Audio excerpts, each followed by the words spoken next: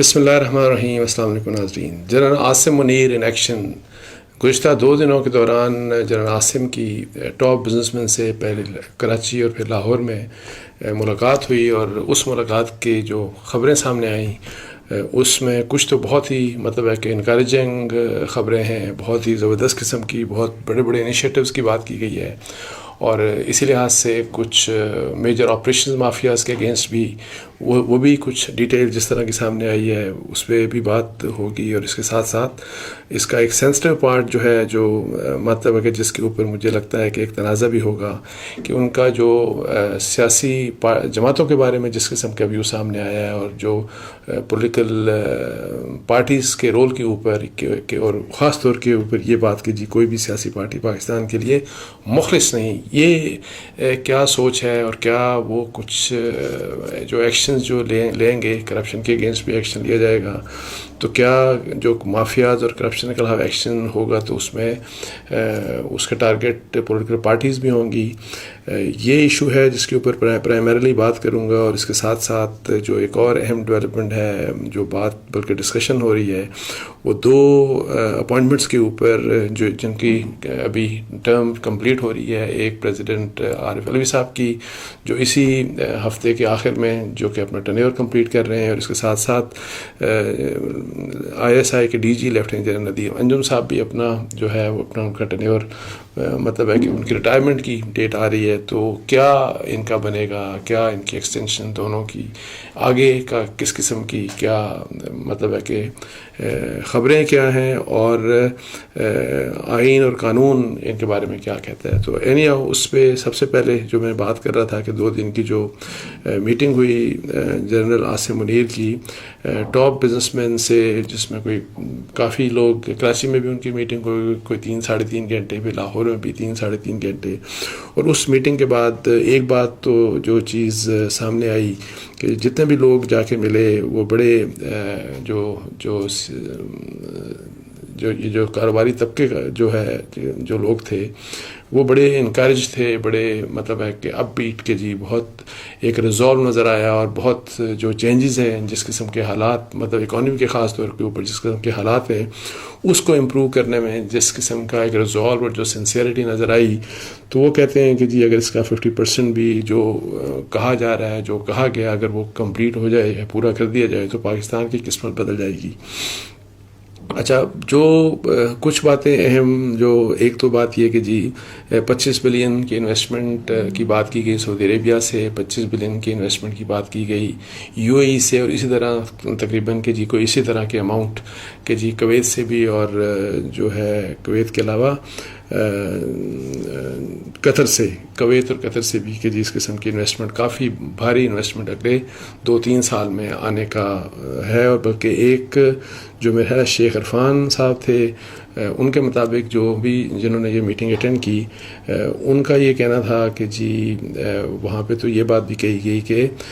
MBS جو ہیں، جو محمد بن سلمان جو کراؤن پرنس ہیں سعودی عربیہ کے، انہوں نے اس قسم کی بھی بات کی شیورٹی دی کہ میں $10 بلین پاکستان کے بینکوں میں ہے کہ رکھوں گا، اور یہ نہیں کہ جی وہ میں واپس ایکسکیوز می. اچھا، اس میں یہ بھی نہیں کہ اس پیسے کو نکلوانے کی بات نہیں کی، بلکہ یہ کہا کہ وہ پیسہ یہیں پہ رہے گا، اور پھر یہ کہ تاکہ پاکستان کے جو ریزروز ہیں ان میں بہتری آئے، اور پھر یہ جو ڈالر کے جو حالات ہیں، ہماری جو ڈی ویلیویشن ہو رہی ہے واٹ ایور. اچھا، اب یہ ہے کہ جی اس کے علاوہ جو امپورٹنٹ بات ہے کہ جو مافیاز ہیں، خاص طور کے اوپر جو اسمگلنگ مافیا ہے، جو قبضہ مافیا ہے، جو ڈالرز کے جو جس طریقے سے یہ جس قسم سے ہے کہ ڈالر اسمگل ہو رہا ہے، اور اس کی جو لوگ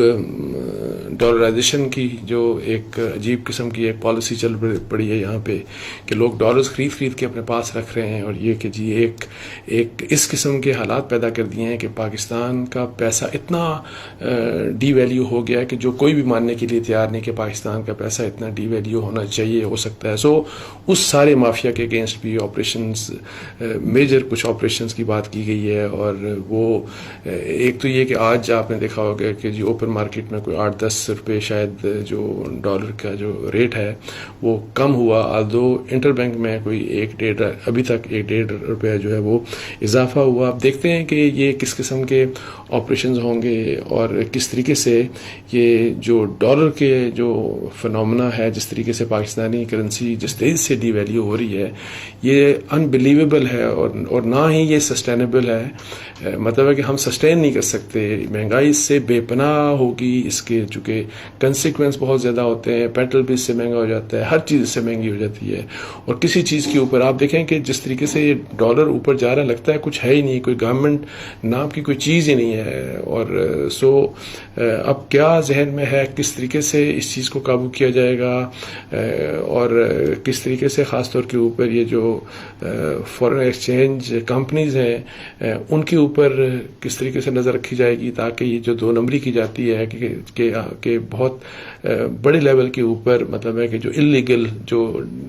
یہ جو خرید و فروخت ڈالر کی ہوتی ہے اور جس کے بارے میں اسٹیٹ بینک کو کچھ پتہ نہیں ہوتا، جس کی ڈاکومنٹیشن جو ہونی چاہیے وہ نہیں ہوتی، بلکہ جو پیسہ ڈاکومنٹڈ جو ہوتا ہے، جو ہمارے پیسے ہوتے ہیں وہ پیسے مطلب ان کی فلائٹ ہوتی ہے اور افغانستان کی طرف اسمگل ہوتا ہے پیسہ. تو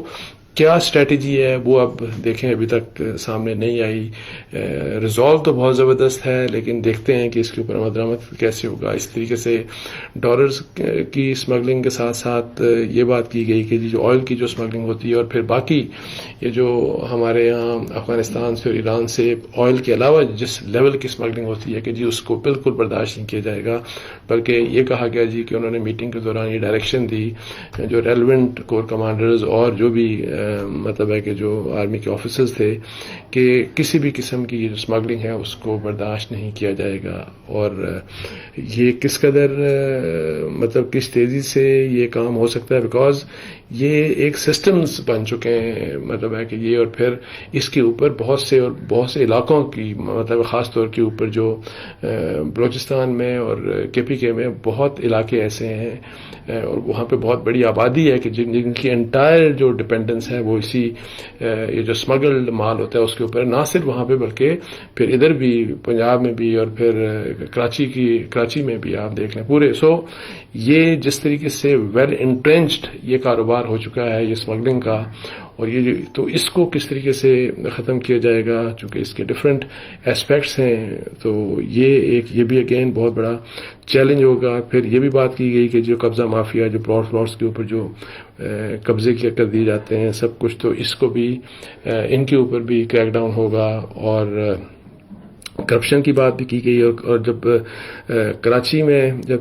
تھے آرمی چیف تو وہاں پہ سسٹم کی بات کی گئی، جس کے حوالے سے آپ کو پتا ہے کہ وہاں کے کرپشن کے حوالے سے ایک سسٹم کی بات کی جاتی ہے کہ وہ تو ایک سسٹم بنا ہوا ہے اس طریقے سے کہ کوئی اس کو بھی یہ بڑا کلیئرلی کہا گیا جی کہ اس سسٹم کو بھی جو ہے وہ مطلب ہے کہ ٹیک آن کیا جائے گا اور کسی بھی لحاظ سے کرپشن جو ہے وہ برداشت نہیں کی جائے گی. اب یہ ہے کہ جی اینی ہاؤ یہ سب چیزیں ابھی تو صرف مطلب ہے کہ یہ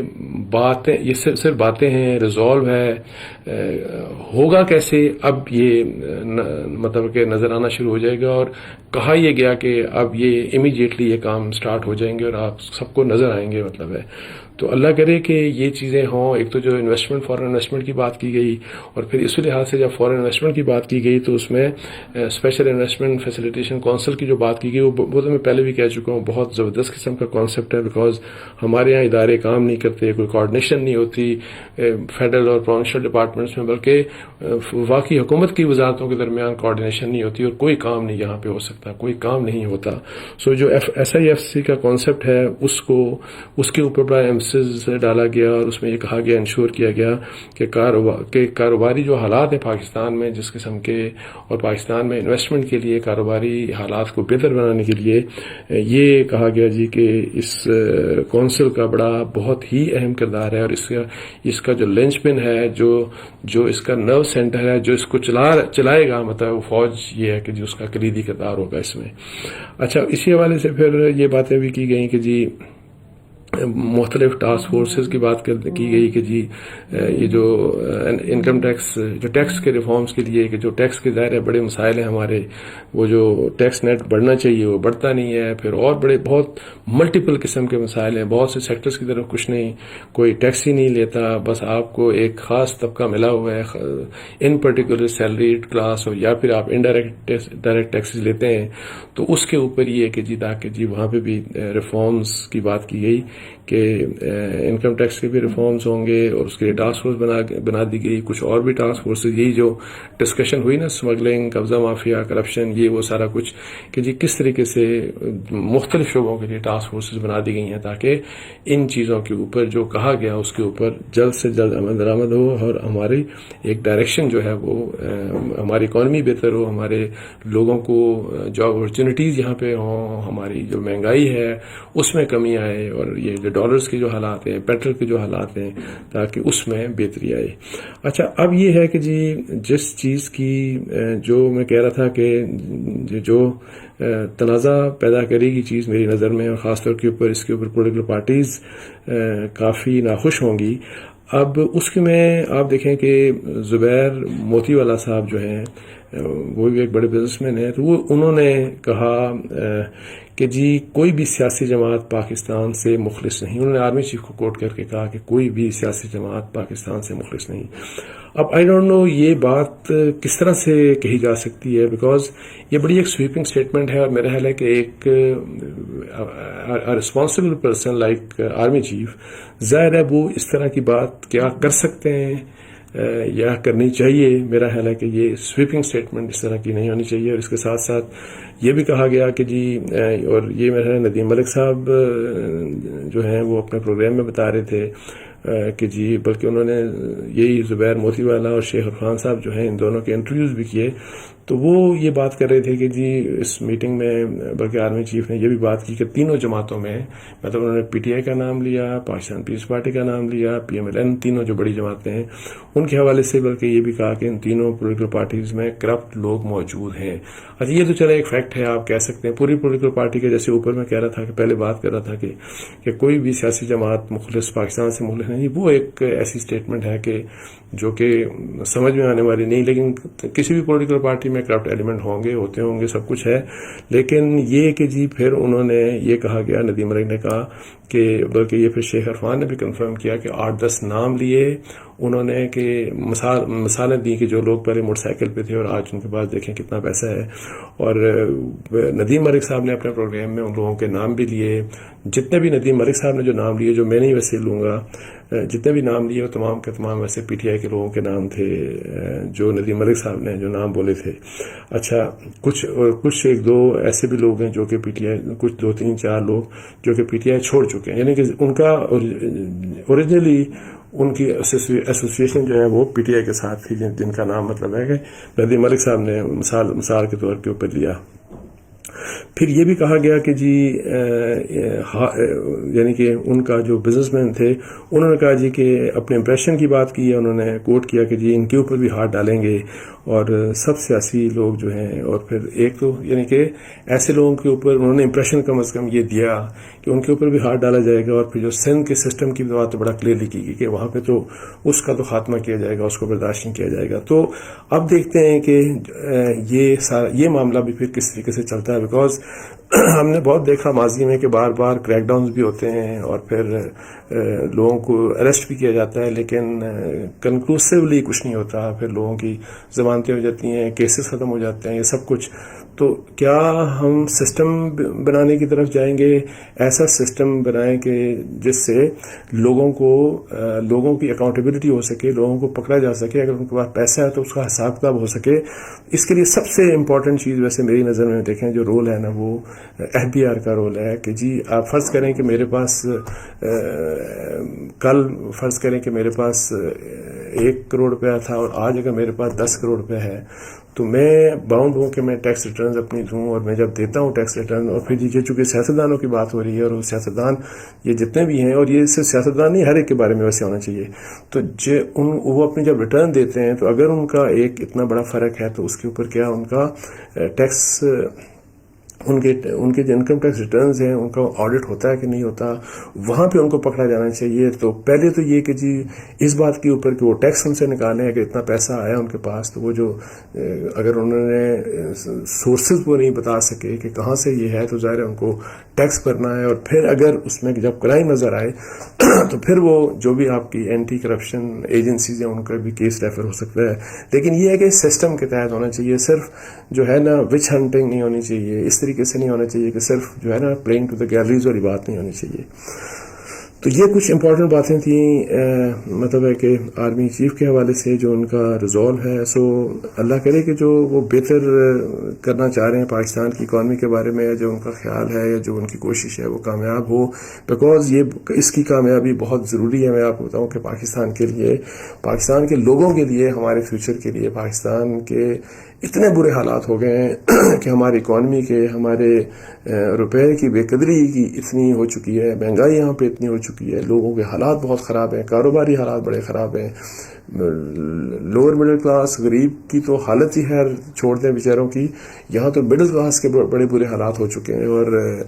ایون جو اپر مڈل کلاس ہے وہ اس نے بھی فیل کرنا شروع کر دیا ہے کہ جو جس قسم کی مہنگائی اور جس قسم کے حالات ہیں اکانومی کے. تو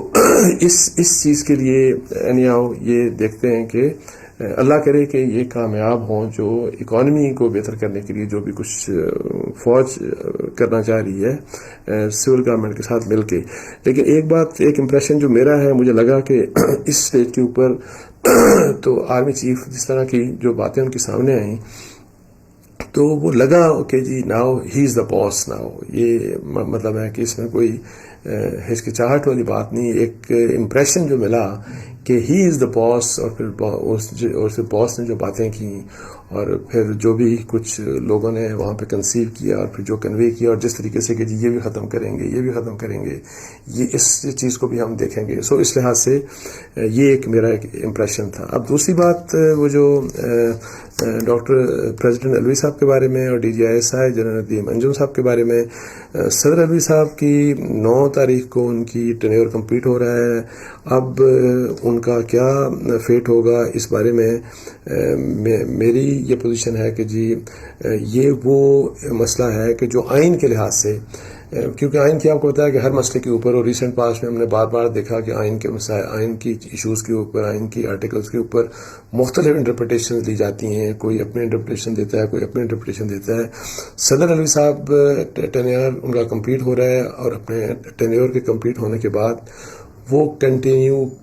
آئین کے تحت وہ کنٹینیو کر سکتے ہیں. کسی قسم کی کوئی ایسی انٹرپریٹیشن آئین سے نہیں نکالی جا سکتی کہ آپ ان کو روکیں کہ یا آپ ان کو کہیں کہ اب آپ کنٹینیو نہیں کر سکتے. سو صدر الوی صاحب کی اپنی چوائس ہے کہ وہ 9 تاریخ کے بعد آگے چلنا چاہتے ہیں تو بالکل ان کو کوئی بھی نہیں روک سکتا. اگر ریزائن کر دیتے ہیں تو پھر الگ بات ہے کہ پھر اس کا یہ ہوگا کہ اگر ریزگنیشن کے کیس میں پھر جو چیئرمین جو سینٹ ہیں سنجرانی صاحب, صادق سنجرانی صاحب, وہ پاکستان کے ایکٹنگ پریزیڈنٹ بن جائیں گے. ادروائز صدر صاحب جو ہیں وہ کنٹینیو کریں گے جب تک نئے الیکشنز ہوتے ہیں اور جب تک نیا صدر منتخب ہوتا ہے. اور آئین کے تحت یہ ہے کہ جس وقت الیکشن ہو جائیں گے تو الیکشنز کے 1 مہینے کے اندر پھر انہوں نے نئے صدر کو منتخب کرنا ہے.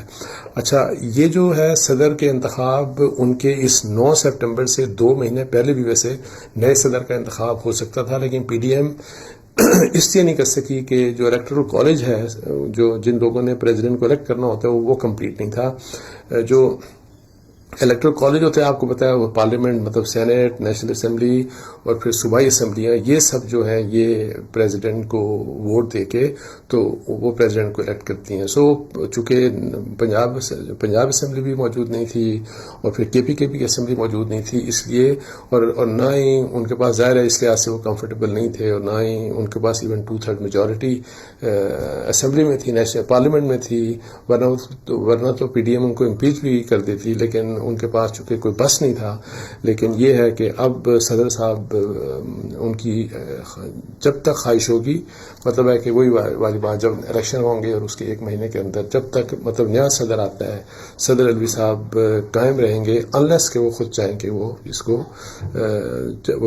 وہ یہ عہدہ چھوڑ دیں اور ریزگنیشن دے دیں۔ اچھا، اب آتے ہیں ڈی جی آئی ایس آئی کی طرف، لیفٹیننٹ جنرل ندیم انجم صاحب کی طرف، ان کا بھی ٹینیور کمپلیٹ ہو رہا ہے، اور میری یہ اطلاعات ہیں کہ جی in principle it has been decided کہ جی ان کو ایکسٹینشن دی جائے گی، اور یہ جو ایکسٹینشن ہے یہ بیسیکلی ان کی ابھی ایج 60 نہیں ہوئی، اور 60 ایج تک جو آرمی چیف ہیں وہ کسی بھی لیفٹیننٹ جنرل کو، کسی بھی مطلب میجر جنرل کو یا واٹ ایور کسی بھی آفیسر کو جس کی ایج فرض کریں 60 سے کم ہے، تو ان کو وہ ان کا ٹینیور میں وہ ایکسٹینشن ان یونیفارم وہ ایکسٹینشن کر سکتے ہیں۔ اور اس کے لیے یہ ہوتا ہے کہ اگر وہ ایکسٹینشن کرتے ہیں تو ظاہر ہے پھر ایک ریکمنڈیشن ان کی ہوتی ہے، اور وہ ایک فارمیلٹی کے طور کے اوپر ظاہر ہے پھر چیف ایگزیکٹو جو ہیں، جو گورنمنٹ ہوتی ہے اس کو اپروول دے دیتی ہے۔ تو مجھے لگتا ہے ایسے ہے کہ general Nadeem Anjum will continue as D G I S I, اور یہ خبر